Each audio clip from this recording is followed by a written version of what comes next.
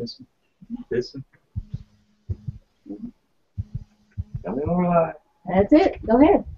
Hey everybody, this is Wayne Nix. I am your host of Lookin for Good Cooking, and where we provide you with basically a little bit of comedy, a little bit of culture, and a little bit of cooking. And right now I have with me my lovely wife Dawn and Lance, and we're going to do some jambalaya today. And we're going to give you a little bit of history on that, where that came from, how it's similar to, you know, some Spanish dishes and that sort of thing. So, babe, let's go to you. All right. Hey, my name is Dawn. I'm Wayne's partner and wife. I do a lot of prep work, getting ready for this show. I'm also helping with the cameras and whatever else Wayne asks me to do. So the next thing I would like to do is introduce our other co-host, and that is Lance Fields. Hey everybody, I'm Lance. Welcome to the show. I happen to be on holiday right now, which is why I'm wearing this tropical shirt. Nice. Down on an island off the coast of Florida, so I'm tuning in for the show this evening, and it is about jambalaya, which I'm excited to learn about. I had an idea, a little bit of idea about it, but I'm excited because I know I'm going to learn some things, and everybody else in the audience will too. So let's get this show on the road. But before we even start, is anybody out there in the audience that has a question at the top of the hour? Let's take a look here. Well, Tim Longwell has checked in, and he says that he's looking forward to the show, and it's been a long time since he's enjoyed some jambalaya. And we have some comments from earlier today. A lot of people that like to tune into the show live in Europe, which I think is a huge compliment. And it's kind of late for them, so they're going to be watching the replay. But for the moment, we have Tim in the audience who has checked in and try to cook this. Gave us a nice little nice with a smiley face. So they're obviously already enjoying what they're seeing, and we're barely 2 minutes in. So there you go. All right, guys. Well, thanks for joining. We've had a little technical difficulty today. Typically, we cook on the island, but I realized my pot was not actually made for that. So we're going to do it on the regular stove like we always do. So we're going to start with making the base of the jambalaya, which is bacon. All right. So I'm going to throw that in the pot. Now, it gets a little loud. I'm going to have this on medium to high heat. I always like to throw on a little olive oil.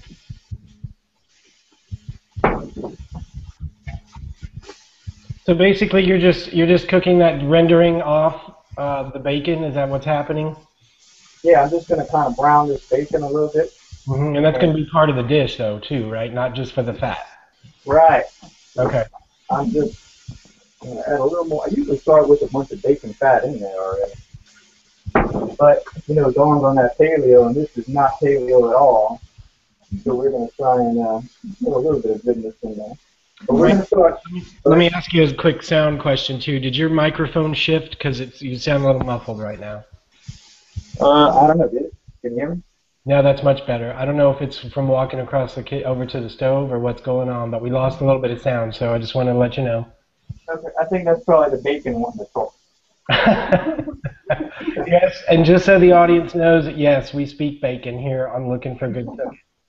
Bacon's on the paleo diet. we do use a lot of bacon. Yep. But yeah, we want the fat that comes off of that, because I think next he's going to eventually add his vegetables. Yeah, well, it's the flavor transport. You got to have some kind of fat base, a little bit of oil, something to make sure that all the flavors blend in. I think a lot of people are confused that if they try to go totally fat-free and they wonder why their food doesn't taste like anything. Well, that's the reason. So it could be olive oil, it could be vegetable oil, it could be bacon, right? Can you do jambalaya without bacon? Oh, definitely. I just use it because my grandmother used it, and she wasn't a Cajun by any means, but everything she cooked with, she cooked with bacon. So I'm browning that off. I'm going to throw these onions in there, and it's going to make me sweat more than the onions, but we're going to sweat the onions. Basically means we're going to try and get some of that water off of it. And all I'm doing right now is is blending a base. While you're blending, I'm going to read Mia Voss's comment because it's hilarious. It says, "Damn it, looking for good cooking. I haven't had a chance to get a snack, so now I'm going to be happy and hangry at the same time." Cool. Me and Fox, she's a trip, man. Go ahead. Yeah, I said keep cooking. All right, so what is jambalaya? Now, that's been a source of big debate. Where does the name come from? Jambon means pork or pig in French, right? And laya, I'd be a liar if I was telling you what I think it means. But, Dawn, you know a little more about that? I think it's res is rice. But there's a debate about if it's French, if it's a Spanish name, or if it actually came from the Choctaw Indians. Mm-hmm. So let me stir this up. Yeah, we were looking up some research before the show, and it could be French. French jambon is ham. Mm-hmm. Thinking it came possibly from the Spanish settlers. They had a dish called paella, and they used, traditionally, it says mussels and clams. So when they got here, they didn't have some of that. They had oysters, but the story is maybe they used some of the ham. So maybe since the French settlers were here as well, they called it jambon. Yaya supposedly comes from an African word for rice. So maybe they put rice with the jambon. Maybe that's how they got it together. And then lastly, I'm going to cooking. The Attackapah tribe claims the origin of the name. What they would say as the words for be full, eat up, which is the equivalent of bon appetit. So we've actually found a French, a Spanish, and a Native American Indian reference. Mm-hmm. So we'll give you a little history lesson on this show, Lance, if you didn't know that. Indeed, I did not know that. And remind me what you have in the pot so far, Wayne? All I have right now is a little bacon, a little olive oil, and some onions. You have white onion or yellow, or does it matter? Well, I mean, I use a yellow onion. I think it's pretty much whatever you have in the house, because most jambalayas that I've eaten is pretty much just a concoction of whatever you have. Like, it's kind of like how people make fried rice. They just throw everything together. And what we're going to do today is basically chicken, some andouille sausage, some bacon, some ham, and we also have some bell pepper and some celery. And which leads me to my next topic. I have a bunch of tomatoes from the garden that we planted. Hashtag sustainable living. All right. But the reason I bring up the tomatoes is because there's something that's called a red jambalaya. Have you heard that? I've never heard it called that specifically, although I know I've eaten one before. Okay, so red jambalaya is basically a Creole jambalaya, and that's when they add tomatoes at the end. Right. I don't know if I'm going to do that or not. So we'll see when we get a little further along. But I thought we would include them in our picture here because our tomato vines are doing very well right now. So we have a plethora of tomatoes. If he doesn't add them to his jambalaya today, for my meal tonight, I'll just make a big salad and just be sure to include the tomatoes. Cool. So let me go back to sort of the hard and fast rule about jambalaya. If somebody said to you or asked about jambalaya, and is there kind of a unified starting point for everybody on jambalaya? I know you said take whatever you have available, but is there kind of a base way that you start?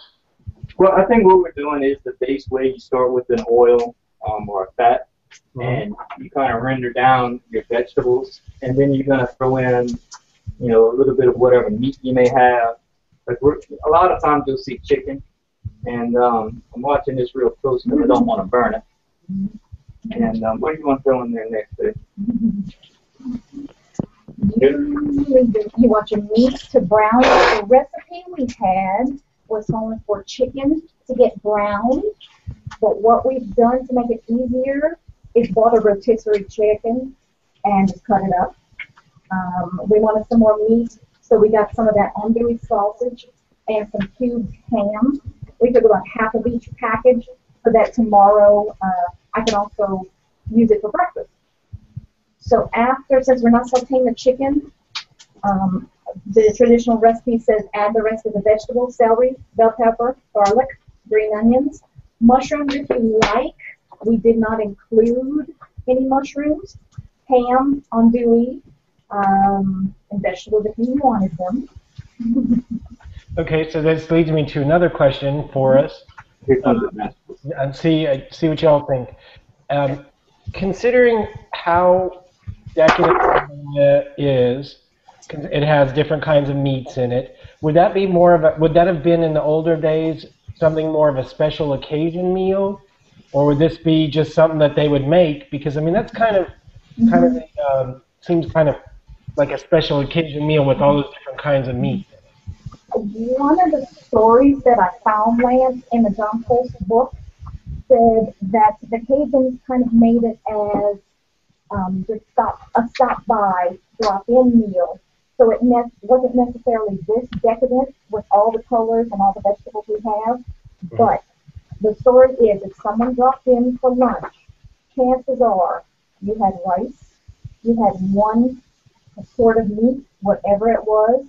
You grab whatever vegetable you had in the garden, you throw it together, saute it, cover it up, and it would be ready in about 30 minutes. I'm not sure if you're catching what I'm doing. It goes pretty quick. I threw in my vegetables after I was sweating my onion down. I'm throwing in right now some chicken, and I'm about to add chicken stock. I think this is 4 cups of chicken stock.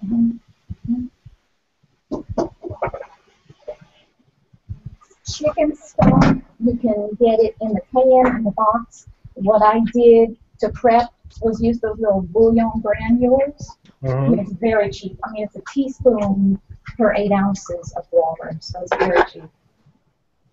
I got some andouille sausage that I took the casing off of. Andouille sausage, I mean, we can find very easily, Lance. I know some people maybe elsewhere can't find it. It's smoked sausage. Yeah, and I also put in some ham and some pasta. Go ahead.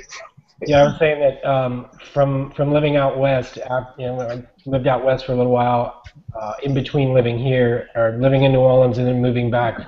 Andouille is becoming a little easier to find with the chef, all the sort of famous chefs that are cooking with it a lot. Now, I would say there's some other ingredients that may not be as easy to find, but andouille is not as hard to find as it is outside of Louisiana or the South, where jambalaya is more common, or gumbo. We do have a couple of more audience comments that I'd like to talk about. Richard Clarkson is here watching. Thanks, Richard. And he said he boiled it down, no pun intended, that Creole jambalaya has tomatoes and Cajun doesn't. So I would say from any time, as you call the red jambalaya, anytime I've had jambalaya in New Orleans, typically if it's at a Creole restaurant, of course, it's going to be the red style. But then when I go out into Lafourche or Terrebonne Parish or anywhere out in Cajun country, normally I don't find that they serve you the jambalaya with tomatoes. So I'm going to agree with Richard, and I think that seems pretty easy way for people to remember it. Don't you guys think so? Yeah. Normally I would toast my rice before I put in the liquid, but I had a little liquid put in me a couple beers today. So when you say you're going to toast the rice, do you mean would you put it in a hot skillet and warm it up a little bit, or put it in the oven on a pan? Actually, I would have just thrown it in right after the vegetables, kind of let it soak up some of that juice and toast right in the pan, because there's an actual not cheap way, but a quick way that major restaurants make their jambalaya is they do all the prep work and they cook all the meats and everything separate, and they cook the rice separate at the same time. So that cuts your time in half, and then you just blend it together, and you season it up from there. So I've never tried it that way. I do it pretty much this way, because after you add the rice and you get it back to a boil, you just put it on simmer and put the top on, and that's it. There you go.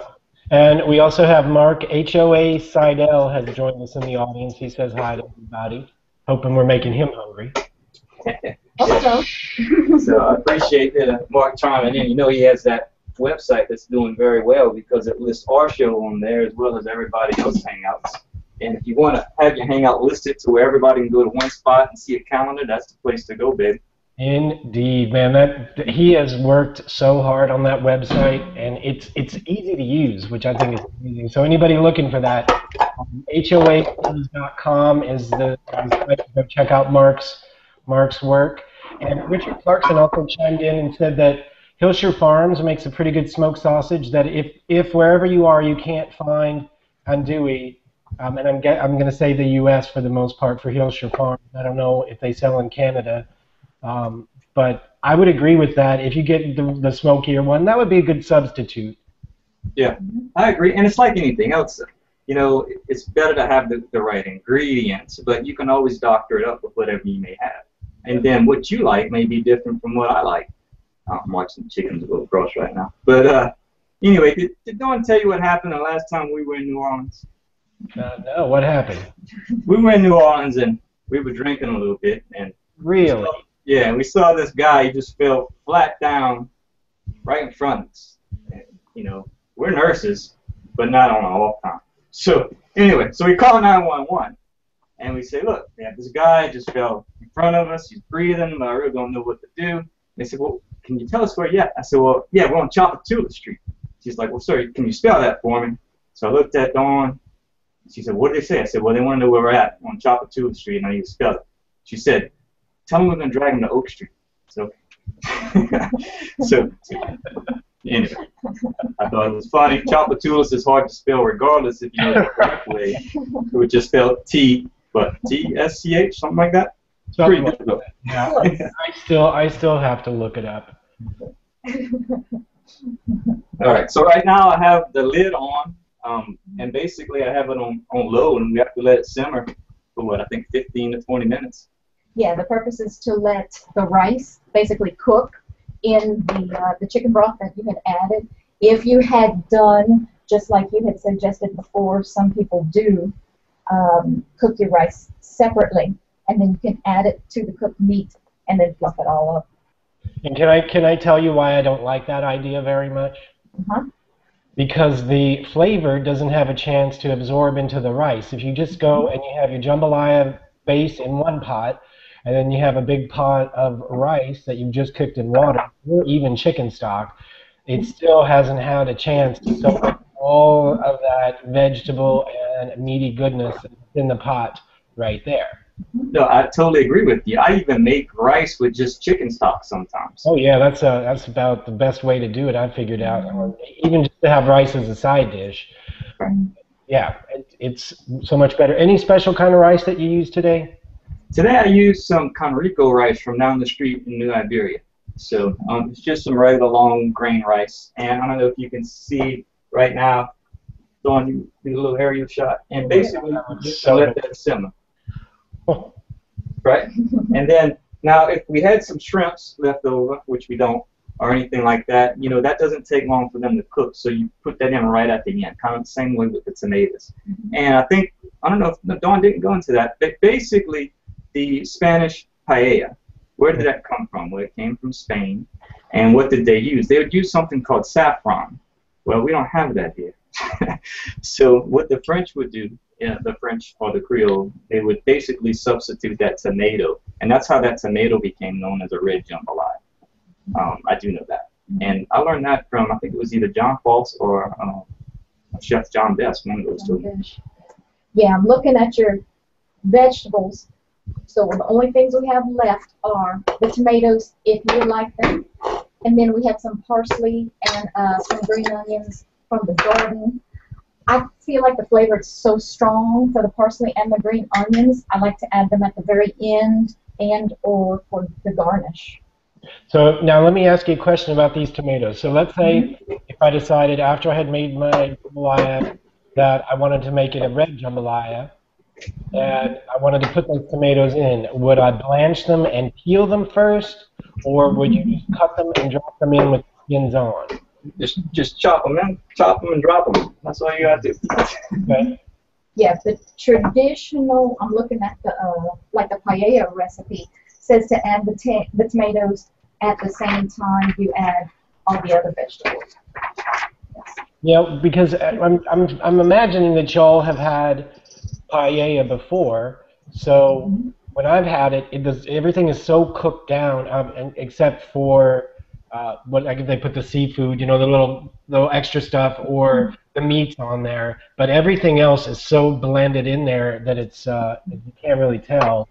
It's all turned into a sauce by that point. Right. So okay.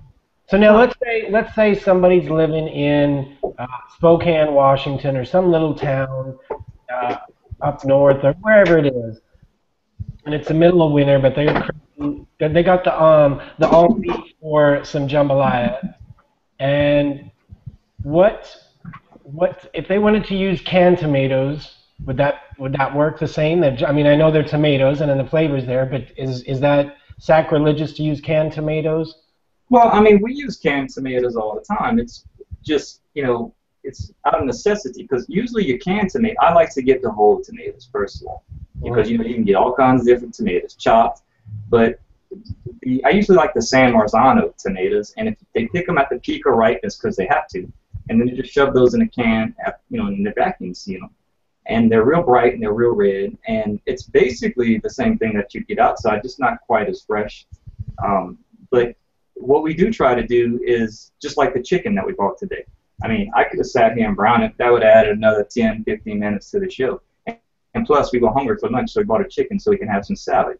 So what we did is we just split our bill in half, basically, was taking half of that and having lunch, and then taking the chicken, and the same thing with the ham. I took half of the ham that I'm going to use tomorrow morning and cooked it today, and we'll be eating this jambalaya for several days, let me tell you that. Well, good. It's a lot.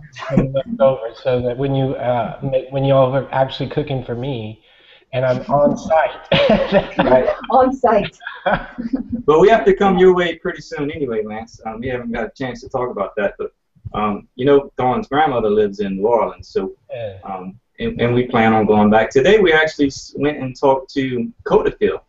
Have you heard about them? We have talked about it briefly, but I want you to enlighten me further so that it really sinks in. Well, I should let Dawn say a little bit about it because she's the one that has the French voice. Well, we went to meet the executive director, Mr. Charles Larocque, at CODOFIL today. CODOFIL is an organization. It is now under the Department of Tourism. See, Wayne's enjoying his beer and the Jambalaya. And the purpose is to promote Louisiana culture, Louisiana French, to promote the Cajun Creole heritage. They have French immersion programs around the state. They try to attract French teachers, especially from Belgium, France, and Canada, to teach students here. And then when our students are done, we would like them to go out and teach, ideally, within these same communities. And so they're doing okay. They've been around, I think, since 1968. They get scholarships for teachers. They get scholarships for students. I was lucky enough to get a scholarship in college, and I went to Nova Scotia to University St. Anne and studied a summer in French at the university for credits. So it's really a great opportunity for students and for teachers. So part of what Charles Larocque would like to do is to keep these kids around, give these kids a reason to stay in the Acadiana or the Louisiana area. Speak French. Let's have more activities in French. Let's have more dynamic speaking, singing groups, whatever it takes. Businesses. If any businesses speak French or would like to promote something in French, contact us. You can contact CODOFIL. And it's just to keep the French language going. And we think it's a great thing. We'd like to help them out. And that's kind of the next thing that we're going to do. I do not speak French, but a few words right now. And what I want to do is learn how to speak French through cooking. So we're going to start posting things like I know butter is beurre, and I know sugar is sucré. So those sorts of things. So maybe I do know a little French. I don't know. but Charles had contacted us, and what I really like about him, he just started working for CODOFIL, but he's written several books for the state, and just right in line with what we're trying to do by promoting the culture and the heritage of this area. And he's a very cool cat, needless to say, and we'll be talking with him soon in the future. So yeah, you said Sucre. Isn't that a shop in New Orleans, Lance? Yeah, it's a pastry shop. Yeah, there you go. Right, and that's one of the things when we went to France. I was kind of surprised because a lot of the things look familiar, and it's like, oh, well, we have that back home. Except for turning the chairs around and making me sit forward. I didn't like that. So basically what I'm getting out of what CODOFIL is doing and your sort of bringing it to a wider audience is CODOFIL is wanting to make hearing French spoken in Acadiana and the Louisiana area more common as opposed to the exception. Is that pretty much it? Right, because there's a whole history behind that. They weren't allowed to speak French. They were kicked out of school and all these other things. It was looked down upon. And that was as recent, I don't know about you, Lance, but that was as recent as like my grandparents and my great-grandmother. I mean, that's just 2 generations away. They were punished for speaking French at schools. They had to learn English. Okay, I gotta put this in here real quick. We have 2 comments from Mark HOA Seidel, who says, "Put some of that stuff on dry ice and ship me. Is it done yet? Is it done yet?" Actually, it is almost done. Almost. I don't know if you can see with all the heat coming off of it. Yeah. But, it is almost done, and now I can smell it. I think you had Mark and Mia worried when you said they didn't quite realize you were telling a joke at the point when you said we're nurses, but not on our time off or whatever. they got a little worried about you when you said that. Well, you're always a nurse 24/7, and if there's anybody in need, we would always help them. Of course, but that was part of the joke. Right. And part of that too, I was talking with Charles LaRoque, and he liked my humor, and we were talking about Thibodeau jokes, and how that's actually pretty derogatory to people around this area. So, that sort of thing is exactly what I want to talk to them about, because what we're trying to do is really promote the positive influence. And in fact, we're probably going to cut back a lot about our wording, our mimicking, like when we had the love with the LUV and that sort of thing. It's just because, we're really trying to portray, Louisiana in a positive light. And we still will joke around and that sort of thing, because that's just us. We're Louisiana. But, the whole point, again, is just to start meeting people. He gave us some contacts already with a guy that has some Cajun microwaves. And I told him, that part of our goal is to actually go on site to these other people's houses and, go see what they're cooking, because that's what we do. And, the fact that we can actually bring this technology mobile is really something that he loves. So, it'll be interesting to see what happens. Nothing's set in stone, but regardless of the fact, we're still going to support them because they're doing a great job. Right? And on speaking of Louisiana and what's going on here, I don't know if y'all heard, last week I was watching a news report, and Louisiana, for the first time in a very long time, is ranked in the top 5 and very high in that top 5 for business prosperity and new business across the country. We are on such an upswing right now in Louisiana. It's really encouraging to see all the growth around New Orleans, which is what I'm most familiar with, but it's the entire state that's being ranked that highly. We are obviously on the right track and doing a lot of things really well. So I'm looking forward to seeing what's going on in Louisiana in the next 5 years. It's just going to keep getting better, and things like CODOFIL and the shows that you're doing, that we're doing together, and just letting people see what Louisiana is really about, and that we can be silly and we can still appreciate our culture, but we also embrace what's going on in the rest of the world while sharing what we're doing. I'm going to let Dawn get a little taste of that. Rice needs to cook a little bit more, but that's pretty much it. We don't try to keep things too complicated down here. We got stuff to do. So that's one of the reasons why I like this dish. You pretty much put it in there. And if you go to any of the LSU football games, any of the UL football games, and you can walk by and you're going to see this stuff all over. You can make it with alligator, shrimp. It doesn't matter. It's whatever you have. What do you think, babe? It's good enough? That's good, yeah. Looks perfect to me. Yeah, you want to plate it up?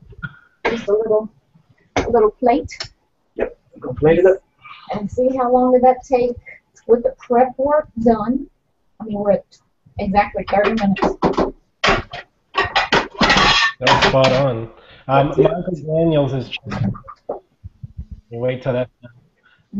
Michael Daniels has checked in, and he says one of his favorite meals. He just bought the ingredients tonight at the store to make this very recipe. So I hope we had a little influence on. You all caught that, right? Yeah. He says Miss USA and Jambalaya is why we're on the upswing. All right. Normally we put this in a bowl. So. Okay. That's not enough for me, but I'm not eating it just this minute, so. A little bit of hot sauce on there, you're good to go. Yep. And then when you're ready, you want to put it over. How many different types of hot sauce do, oh, sorry. Oh, the types of hot sauce? Your sound's going funny, guys. What happened? All right. I can hear you. Sound dropped out. Well, I'm gonna just keep talking. So, there we go. Okay, good. Okay. Nope, we got you back. Okay, there it is. Can you take a little picture of that? So you just put a little garnish of what? Parsley and a little bit of green onion? Yeah, just a little parsley, a little bit of green onion. I didn't put any tomato in it, but that's pretty much what it looks like. So, cool. Cool. That's Okay. it. Jambalaya. Any other questions for the And audience? hot sauce, of course.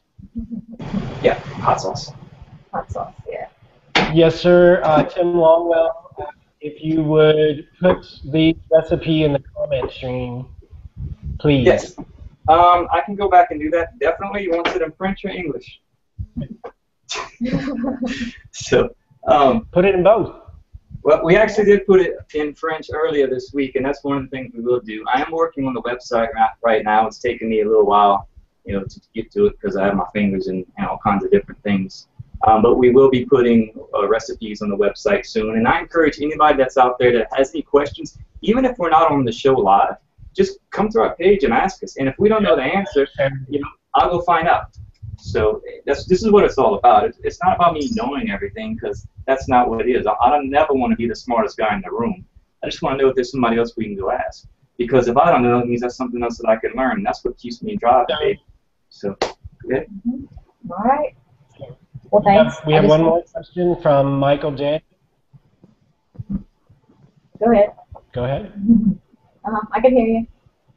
Okay, Michael Daniels asked, he asked, do you use Emerald or Paul Prudhomme seasonings, or do you add your own mix of spices? Well, I mean, all those seasonings are pretty much the same thing, right? So what are they? Like oregano, thyme, a little bit of paprika, a little bit of salt, a little bit of pepper, and they just pretty much, do some variations on those. I actually use Tony Sachery's, and I get the one without the salt because I like to add my own salt. And even if I was to use somebody else's, like Emerald's, I would do the same thing. Matter of fact, I can tell you what they list what's on these things. That's Tony Sachery's. This is Tony Sachery's. Tony Sachery's has not given me any money, but they have some other ones like Slap Your Mama. So what's in here is basically red chili pepper, black pepper, garlic, chili powder, and that's it. But so it's a personal preference. Try them. We like to add our own salt. A lot of the meats that are already smoked are already salty enough, for our taste.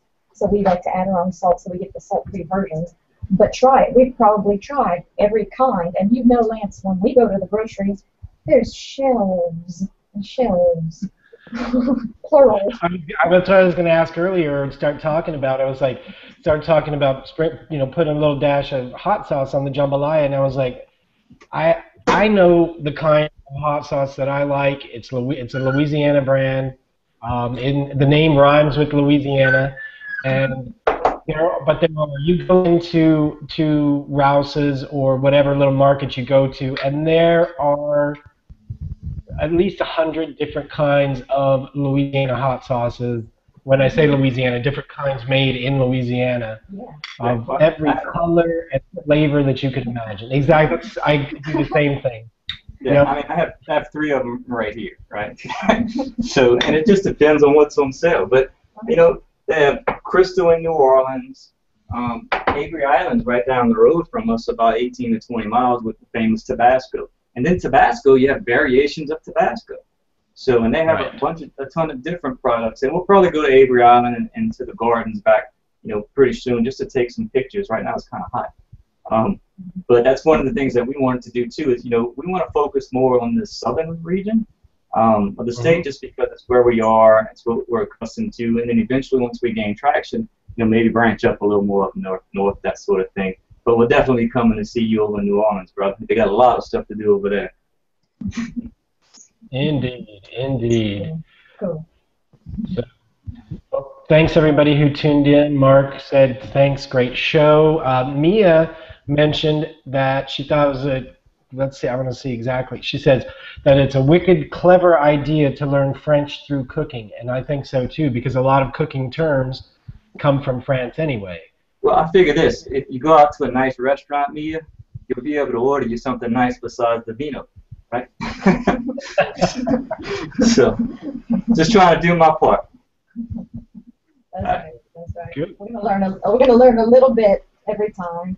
I don't think something that I learned today, or that I forgot, I guess mainly because you had all the prep work done, but the actual making of the dish, once you have your prep work done, which to me, I'd much rather do all the prep work first and have it in bowls anyway, 30 minutes. So it's really, you could reasonably, even without all the prep work, if you had, you know, just shred your chicken, chop your sausage, basically just do kind of a basic jambalaya, you could really have a delicious jambalaya in about 40 minutes. Yeah, it doesn't take long at all. To finish, right? Right, and there's a lot of our dishes that are like that. You know, everything's prep work. And, you know, I just didn't want to sit here for half an hour chopping up vegetables. I did take some pictures and all of that stuff. But, I mean, that's no problem at all. We're just trying to keep people, you know, enlightened with the information. And if anybody wants to come into the green room after and chat with us, come on right away. You know, just give us a ping, and I'll let Dawn let you into the room. Cool. So. All right. Thank you. Yeah. I think it was a great show.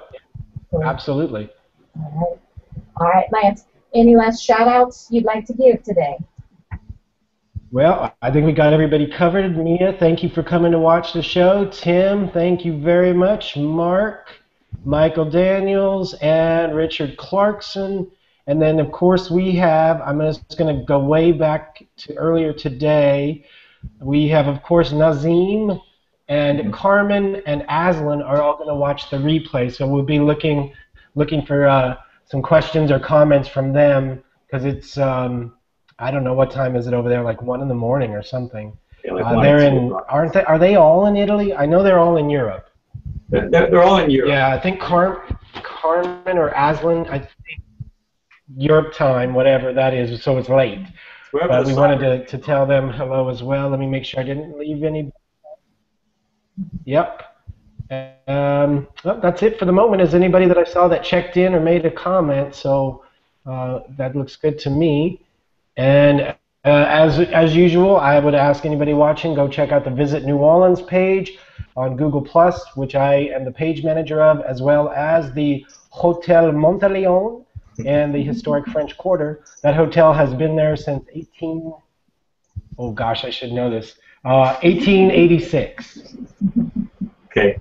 I hope that's right. I'm going to be in a lot of trouble. But anyway, not working there no more, brother. I know. Before 1900. Cool.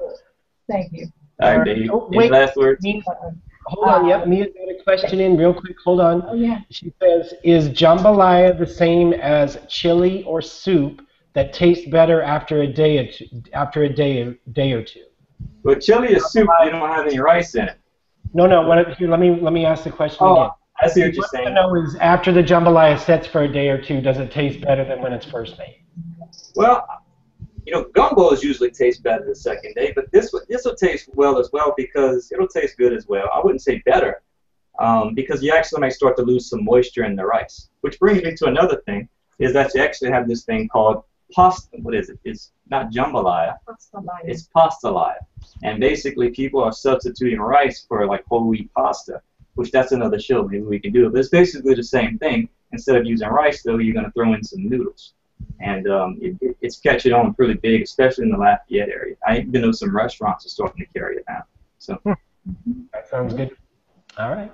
Cool. All right. Well, thank you, Lance. You're welcome, Dawn, Wayne. Thank you. Thanks, everybody, for watching. Cool. All right. All right. Bye, everybody. Remember, share the love and come by our webpage and check us out. See you next time. All right.